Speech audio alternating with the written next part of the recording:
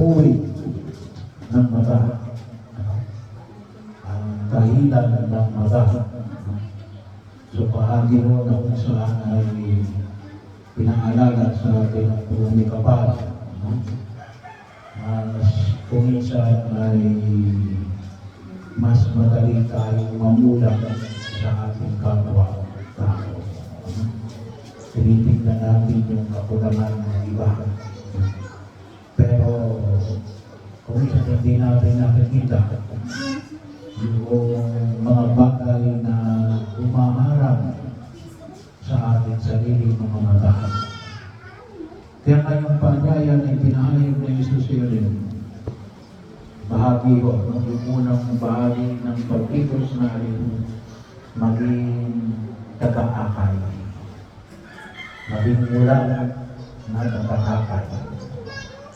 Hindi pwedeng maging mula na tagaakay.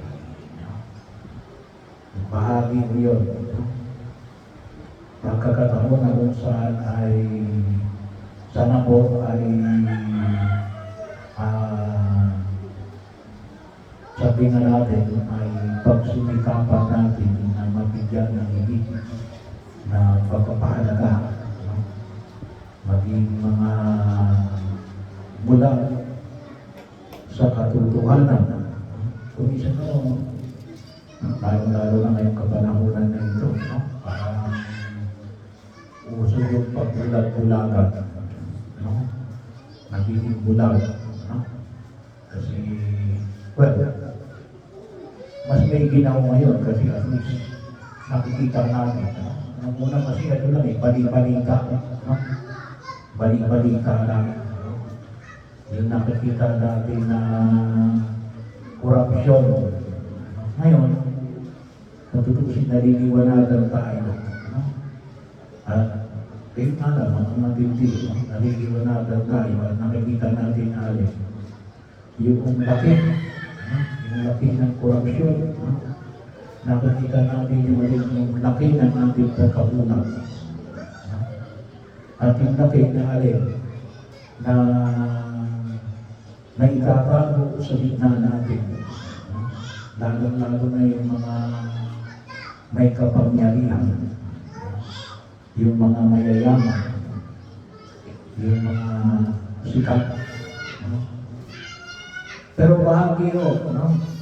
Kaya nga napakahalaga na makita natin ang bagay na ito. Pagka nasabi nga natin, hindi natin sakop yun sapagkat wala sa atin. Sayang natin kung sino pa. Pagkakataon na kung saan ay tayo sabi na natin nakaka-apektuhan.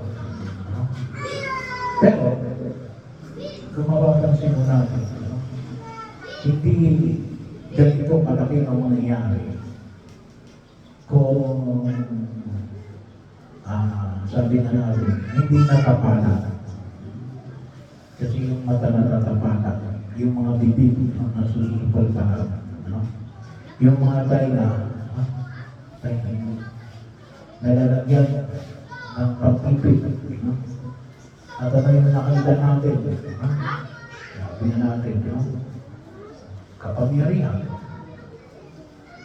kayamanan, maaari din pananakot. Kasi kapag hindi ka sumunod, wala kang grasya. So, bahagi hindi ka makakasama sa kanilang pagkaroon ng mga bagay na ito. Kahit na sabihin natin ay galing sa kasamaan. Kaya bahagi yun. Na makita natin na patuloy tayong maging mulat. Sana hindi matapos. Baka mamaya ay lang ito. Baka mamaya ay ito ay palabas namin. Wala namang mangyayari. may nagtutulang-tulangan. Kaya kung nalusin, sabi na natin, kinakailangan natin dito yung karagatan ng ating pananampalataya. Kasi bahagi mahirap po na talagang magigulang. Kasi mayroong pagkilos na gagawin. Kapag talagang ikaw ay mulat na nataakay, mahirap yung maging nataakay. Ayaw ko lang kung naranasan yung mag-akay sa inyong mga magulang. Sa mga matatanda, lalo-lalo na, mahirap na maglakad. Yung mga hindi na makapaglakad, ay bahagi yun. Kung isa ay talagang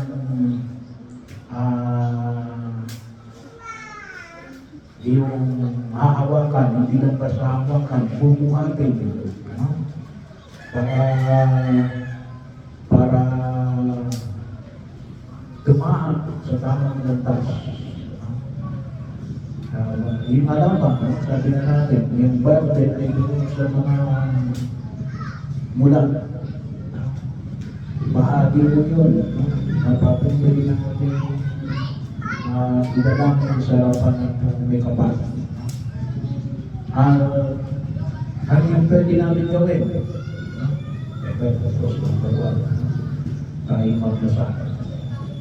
Tayo magdasal. Pangalawa ay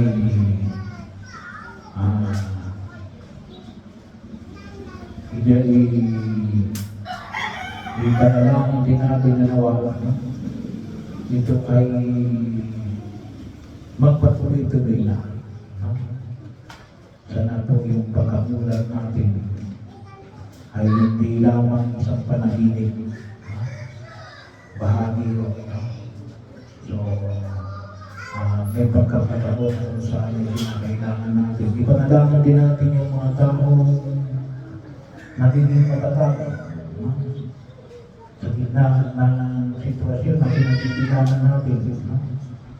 Panalangin natin din yung mga tao talagang patuloy na nagmumulat sa atin sa katotohanan. At pangatlo, sabi nga natin, ibukas natin yung ating katotohanan. Nakatanggap natin ang pagkakulang na ito na kinakailangan natin na alin. Ito kasi kapag sinabi mo ikaw ay namulat sa katotohanan, may proseso. May proseso na kinakailangan mong harapin. At yung proseso nito ay hindi biglaan. Ito ay medyo may katatagan. Sana huwag tayong mainig. Huwag tayong mainig. Kaya kung kumisan ang corruption, lumalaganap. Bakit? Maraming naiinig. Kaya po, hindi lang po rin kahit sa transaction mo. Ang tagal ng proseso, kaya ito gagawin. Nagpapadulas tayo para mapadali yung proseso. May ibang magkakasikaso. Nag-ilit tayo din. Ay bahagi rin ako. At ipanalangin din natin sana na ang bahagi rin ako na kung saan ay makita natin natin, may mga tao sana natin na ang kanilang pagkilos, lalo-lalo na sa mga ahensya ng gobyerno, sa ahensya ng gobyerno natin, na huwag mainggit sa gumagawa ng kalokohan. Sana mapahalagahan nila yung kanilang pagkilos na kumikilos sa katapatan. Kaya kung minsan, sabi nga ngayon, may mga tao na, halimbawa lang, yung ating mga DPWH, na wala namang ginagawang masama, Ano sabi nga ng kanila ngayong huwag na munang magsunod ng uniforme. No? Bakit? Kapag sasakay sila ng jeep, sasakay ng tren, pinuputya sila. Pinuputya sila. Hindi naman silang may gawa. Kaya nasa hindi na mula may sila. Hindi na nasa sentral na naman. Kawawa naman. So, bahagi yun. Pagkakataon na sana po, kung meron din kayong mga kakakilala na nagsusuntikan na gumawa ng mabuti sa gitna ng maduming lipunan na ginagawa natin, ay sabihan nyo lang, tabingin nyo sa kanilang mga balita ng rin. Pasasalamat. Kasi maganda yung ginagawa mo. Hindi ka nangungunato. Hindi ka nanggigipit. Hindi ka gumagawa ng kalukuhan. Pasalamatan po natin ang ating mga kakilala na nagtatrabaho sa gobyerno na nagiging tapat sa kanilang tungkulin na maglingkod. Kasi bahagi ko yun na magpasalamat tayo sa kanila. Kasi saan sila kukuha ng lakas? Lalo-lalo na yung mga hindi nagsisimba. Saan sila kukuha ng lakas? Wala na nga silang lakas mula sa Diyos. Tapos, hindi pa sila binibigyan ng lakas. Ng mga taong nagsisimba. Mga taong pinuturi natin mga tapat sa Diyos. At lalo silang makikita. Kaya, kung may kilala kayo na mga nagtatrabaho sa gobyerno, anumang ahensya na tapat sa kanilang tungkulin, sabihin nyo sa kanila, salamat sa kanilang tapat na paglilingkod sa bayan na ito.